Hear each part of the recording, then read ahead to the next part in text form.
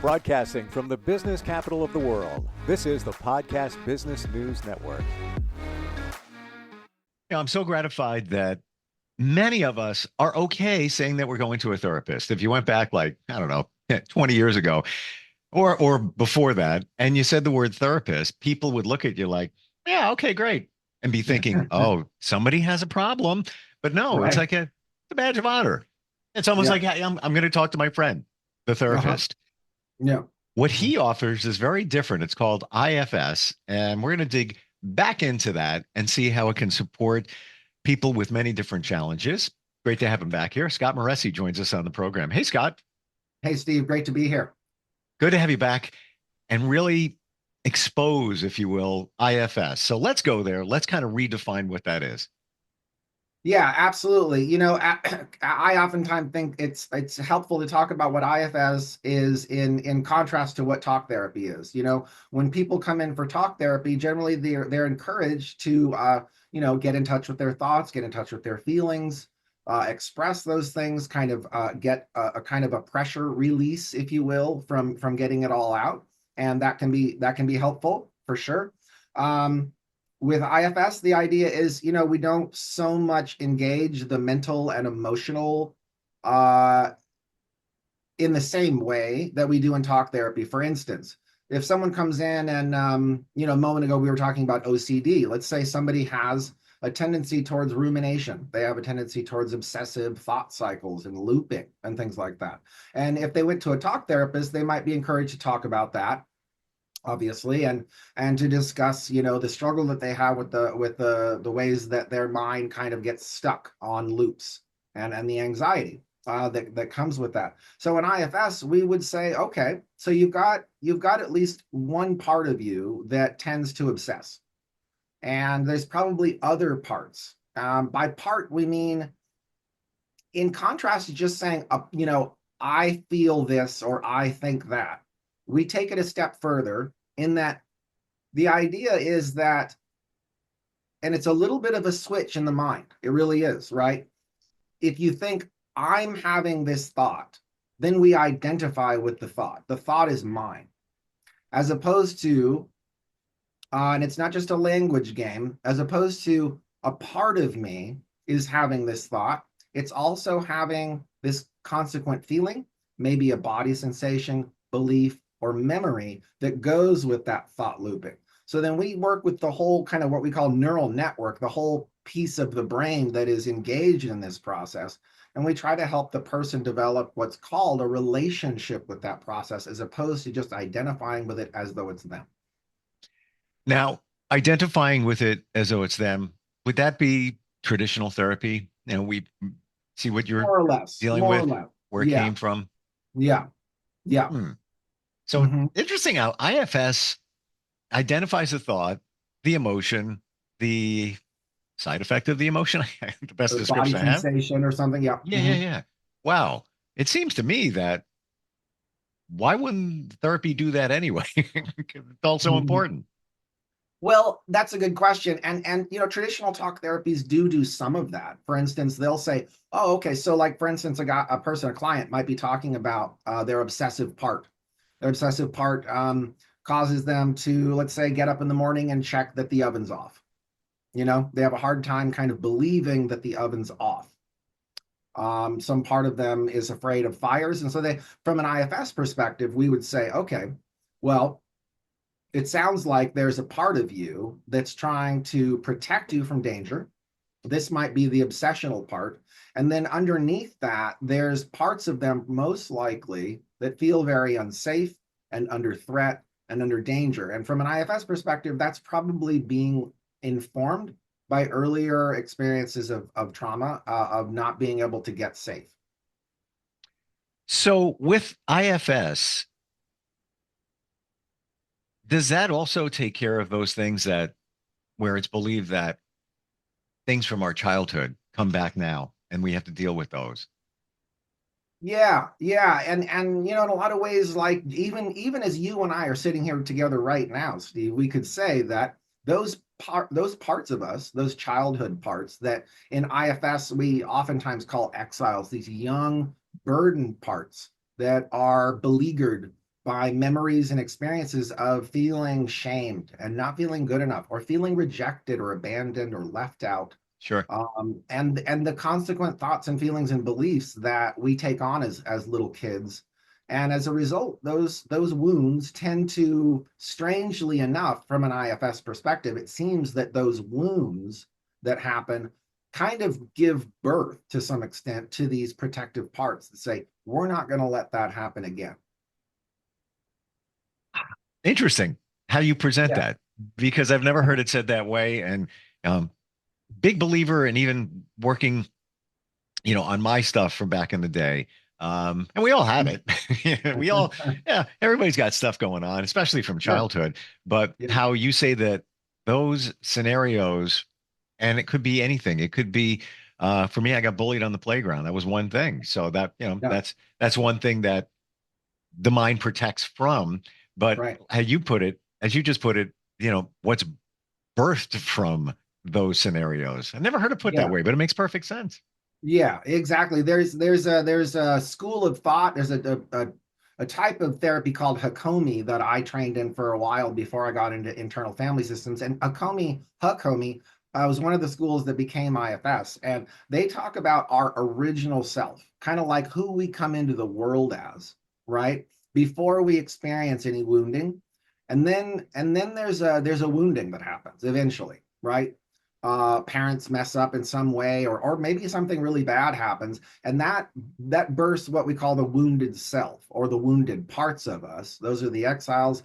And then the wounded selves birth the strategic selves, or strategic parts, who say, we're not going to let this happen again, and we're not going to let that happen again. And that's where the systems idea comes in, that whenever we're dealing with, say, a sad part, for instance, a client comes into the office and feels sad, there's probably almost always other parts involved in that system, not just the sad part. There might be a scared part. There might be an angry part.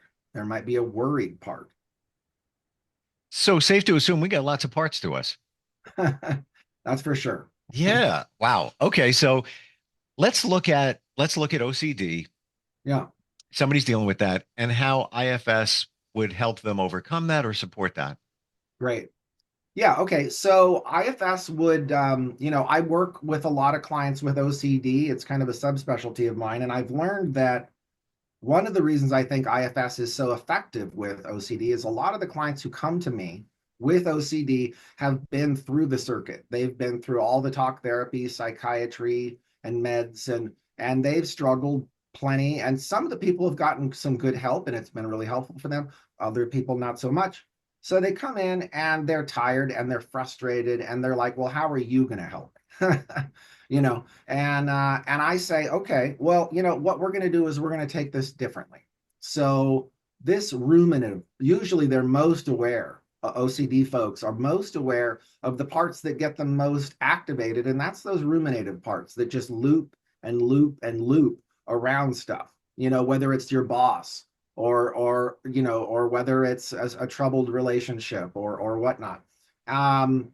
Or you know oftentimes, how, like, someone with OCD may be having problems with their boss, let's say, but that problem with the boss is showing up as compulsive checking of light switches. And Wow. Oh, interesting. So the issue with the boss manifests itself as compulsive something. yeah, Wow. exactly. Checking light switches, checking door locks, checking ovens on or off. There's this sort of Wow. safety checking that happens. Wow. I never realized that. So why is that being done with somebody who has OCD? Is it a way to refocus the attention away from the conflict with the boss? I think that's part of it. Yeah, I think it's a great interpretation. And from a systems perspective, again with IFS, I think the idea is that, coming back to the idea of the original self, the wounded self, and the strategic self, or parts. Um, with OCD, there's generally a deep underlying sense that I'm not safe, and there's like a exile. Maybe there's a cluster of exiles, young parts that are burdened, who believe we're not safe.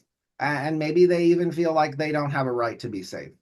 And so given that's going on underneath the surface, or it can be, that tends to, in relationship to those burden parts, there's protectors that come online and say, okay, so what we got to do is get busy.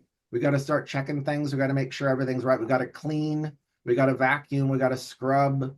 That gives them, a sense of control of sorts, but they oftentimes feel really out of control while they're doing that. Wow. I'm learning a lot here. These are things I wasn't aware of how that all works with somebody that is dealing with OCD. So would you identify with IFS where it began, Where IFS began? where somebody's OCD began? Oh, with OCD, yes. Yeah, I think so to some extent. For instance, a lot of clients that I've worked with OCD, um, an early childhood divorce of their parents.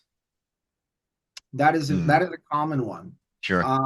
Major upheaval, instability in the house, fighting between the parents, a general unsafe environment where the person was not able to establish safety on their own, or safety was not established for them by their caregivers. And so from that lack of safety, the underlying young burden part that says, I'm not safe, there's usually like a strategic part that says, we're going to keep you safe. And that part is hyper vigilant and always on. Would you say that could happen with, let's say, somebody whose parents got divorced and they're a little bit older, let's say, 10, 12, somewhere around there? Mhm. I think it's possible. Yeah. Yeah, Mhm. definitely. Hmm. Safety seems to be the bottom line here. That's a lot of it, isn't it? Yeah, I heard these three sentences and I love them and I've shared them with others. And it goes right back to what you're talking about, where let's say you're dealing with a situation and you just repeat to yourself, either verbally or just internally, I am not my thoughts. I am not my emotions. I am safe in this moment. Right. Right. Yeah. And That's people that's a have great told me exercise. it kind of brings them back. You got to say it a number of times, but when, things are going on, it kind of, but the reason I mention that is it seems to come back to safety. And Yeah. that's what your subconscious that's the ultimate goal. Make sure you're Yeah. safe. I think that's right. I think in a lot of ways we're wired for safety. We're wired for connection and attachment, obviously, right? And Sure, when that sure. doesn't happen with along important developmental milestones, then it tends to birth these wounds, and as a result, these strategic protectors. Wow. So the OCD individual, traditional therapy, IFS, how are they different in treating OCD? Well, in fairness to talk therapy, there are increasingly a number of talk therapy protocols that are more effective with OCD, and that's great. One of them is exposure response prevention. So that's a type of talk therapy that does show some promise with OCD and other types of exposure models. Um, Generalized talk therapy can be helpful with OCD in terms of helping people get more aware of their thoughts and their feelings and their body sensations, but it doesn't really directly engage them. And the problem is that too often, if someone has a tendency for OCD and they get into talking and talking and talking and talking, what that does is it kind of activates the system. It gets them kind of revved up, and Mm. those parts all start moving in their grooves within your brain, and they start taking on those roles. And oftentimes by the end of the session, the person may not feel better. And so or maybe in a way it feels better because it releases some of the pressure off the valve, but then they leave activated. So in IFS, we don't want people to leave activated. We want to engage them and their parts, their whole system, to what extent we can. Let's say someone comes into the office with OCD. Let's go back to the boss analogy. They have a mean boss that's running them down and making them feel bad. Sure. and they don't feel empowered in their life in a way to be able to stand up to their boss. Maybe circumstances don't allow them to stand up to their boss. And so there's this underlying sense of I'm not safe. I'm unsafe emotionally around my boss and coworkers. I'm unsafe in my job. I don't know how stable my job is now. So then that tends to activate parts of them that feel on edge, worried, unsafe, insecure, overwhelmed. And from there, all those young parts, those young burdened parts tend to communicate, if you will, through the nervous system, an experience of a lack of safety, which immediately fires on these protectors. And they say, we're going to take care of this. We're going to make sure that we're going to keep you occupied. We're going to make sure you don't think about your boss. We're going to have you so concerned about the light switches, the door locks, and the oven that you won't even notice your boss. Wow. And it comes back to safety because you don't feel safe around your boss. Wow. Yeah. Yeah. What did it for you, Scott? When you discovered IFS, what was this is something good here. Yeah, it's interesting, Steve. I honestly can say this is a weird thing to say and kind of acknowledge about myself, but I have been looking for IFS since I was in the sixth or seventh grade. I had no idea what it was called, but I knew what it was and I knew what I was looking for. I just didn't know what it was called. And I believed with almost a sense of undying faith that it existed. And I kept looking until I was, let's see, sixth grade, you're 12 or about. And I kept looking until about 7 years ago. So it was a long search through a lot of different models of therapy. And when I found it, it was a click. It was like, okay, now I kind of get this. I mean, I didn't get it all. There's a lot to it, of course, but it was kind of like this moment of fit or click, which said, okay, now I get when a client comes to me and they're anxious, it's not just the anxiety that they're dealing with. There's all these other parts in the mix. Wow. Um, were you certified as a counselor or therapist before you found IFS, or that's where it began? Yeah, I was licensed, originally I was licensed in 2011. I started grad school back in 2003 and trained up in the normal ranks like most of us do. And then, I found a model called TFCBT, Trauma Focused Cognitive Behavioral Therapy, back in 2008. I thought that was a great model, and I was fortunate to get some high level training in it, using it with some uh, challenging populations, and it was effective, but I wanted more. I wanted to be able to do more. And so I just kept looking and looking and looking. And finally, after going through years of training in EMDR and Hakomi and getting certified in EMDR, and, eventually I found IFS, and it was kind of like, it's really hard to, it was just what the best way I can put it, Steve. It was like a somatic sense of fit. Like it was no longer a square peg in a round hole. All of a sudden, that peg was round, and it just fit. Yep. Wow. Um, CBT, Yeah, is that part of most talk therapy now? yeah, to some extent. I mean, if people who are really like specialized in CBT, who certify in that, that's kind of usually their main vehicle of therapy. And so there is talk therapy involved, but they have all these different kinds of protocols that they adhere to as part of CBT. But it is a talk therapy generally, and it can be a very effective form of therapy for certain things. But it is like, given that it is a talk mode, I get a lot of calls from people who've been doing CBT and DBT, dialectical behavioral therapy. I was just gonna mention that. Yeah, I get a Yeah. lot of calls from people who've done that, and they usually say they get some help. They usually say that it does help with emotion regulation, it does help with fostering greater awareness, and that's all good stuff. And then eventually, oftentimes they feel like they hit a wall, Mm, and then they start reaching out and asking around, and somewhere along in their path they hear these three letters IFS, and wow. people come either kind of knowledgeable about what IFS is, or they have no idea. But their experience generally, in my experience, is that clients first experience with IFS, if they've never done it before, compared to something like talk therapy, CBT, is, it's oftentimes a practice of helping people get out of the identification with the mind, with the thoughts in the mind, because we so easily confuse the thoughts as, I mean, they are our thoughts. They are parts of our thoughts, which is a strange way of thinking about it, but they're not us. They're not actually us. And so if that's true, which it seems to be, well, if they're not us, then there's something that is, let's say, a part of us in some way. So then we can develop a relationship with that part that isn't just mental.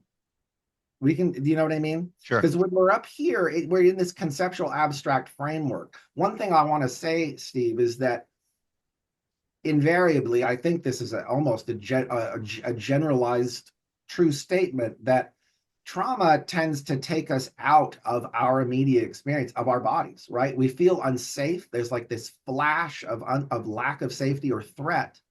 And then there tends to be this consequent leaving the body in a way and sort of retreating up into a two-dimensional abstract conceptual framework of the mind, which has the effect of reducing us from the pain in our body. And then we try to make conceptual sense out of it. It's a great short-term strategy, not a very good long-term strategy. I've heard people say before who are going through triggers from traumas that it almost feels like I'm in a movie. Yeah. Yeah. And that sounds like what you're talking about, where it's a disconnect from Yeah. what's going on, where you're there, but you're not. And then back to, what we're talking about in terms of those traumas in our mind, it's really not us. And I guess it goes back to, I am not my thoughts. I am not my emotions, because you're really not. It's stuff that was put in there when you were a kid. Do you Yeah. believe, final question here, I'm curious, because we started here a moment ago. Uh, do you believe that we are all the same when born? Clean slate, assuming both two babies are healthy. It doesn't matter their culture, background, color, religion, none of that. It's a clean, they're both born. Right, here we go. Same time. Yeah. It's a clean slate. They haven't experienced anything. They don't even know a language, so they Right. don't know that, their parents talk one language, the other talks. Would that be true to say that they're essentially two babies are born at the same time? They're basically the same. I like the idea, and I think there is a lot of truth to it, right? But the only wrinkle I would add is that, and Genetics. this is IFS informed kind of thinking, is maybe they come into the world, let's say, free of personal burdens, to the extent there's no traumatic birth wound or something That like that. that's what They I'm saying. Right? They come into the world free of personal burdens. But again, from an IFS perspective, with regard to intergenerational trauma and legacy burdens, Yes. they don't come into the world free of that. I knew we were going to go there, and I got you. I got you on that. And if we go deeper in some belief that there are generational traumas, even past lives. Some may Yeah. say that. Yeah. There's all that. So I get what you're saying. So in terms of, I think we're saying the same thing. Yeah. We're I there. think so. IFS, Scott, if somebody is hearing this, watching this, it's resonating. And again, we just focused on OCD today. It helps with many other challenges that somebody might be going through. How do they find you? Yeah, they can find me at beyondwordspsychotherapy.com, or my number is 510-735-8868. Feel free to check in. Let me know if you're interested. If you like, schedule a free 30-minute consultation. Let's see if we're a good fit to work together. Awesome. Thank you for breaking this all down today, and just another wonderful modality to help us. Somebody has been down the road of therapy, and like you said, they're at a wall, they're stuck. There's more out there, and there's great That's people right. like you, Scott, to help. Thank you so much.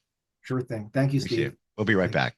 Are you looking for even more of the podcasts and hosts that you love? The Podcast Business News Network is proud to announce that you now have even more ways to listen live. Check out the MyTuner Radio, online radio box, and Simple Radio apps on iOS and Android, or find us online. Search for Business News Network on mytuner-radio.com, or search Podcast Business News Network on streama.com and onlineradiobox.com/US. Take your podcast on the go and don't miss a minute of the action.